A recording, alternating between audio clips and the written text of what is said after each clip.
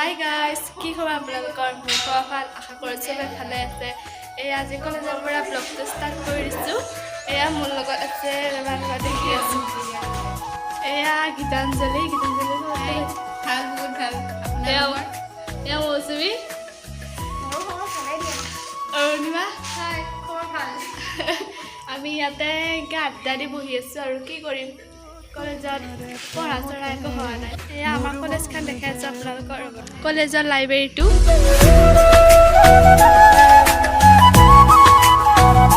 কলেজত পিছে বহুত ছোৱালীবিলাক অহা নাই, মানে আমাৰ এক্সাম 7 তাৰিখৰ পৰা।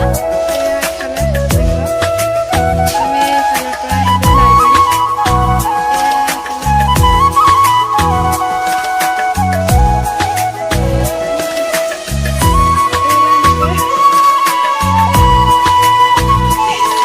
এডুকেশ্যনৰ ডিপাৰ্টমেণ্ট আমাৰ।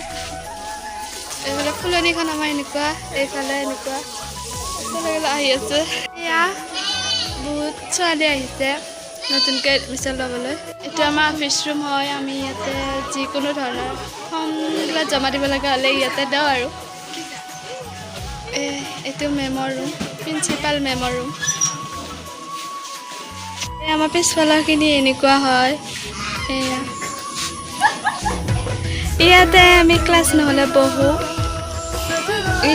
ইয়াতে পিছফালৰখিনি এনেকুৱা হয় আৰু পৰিৱেশটো।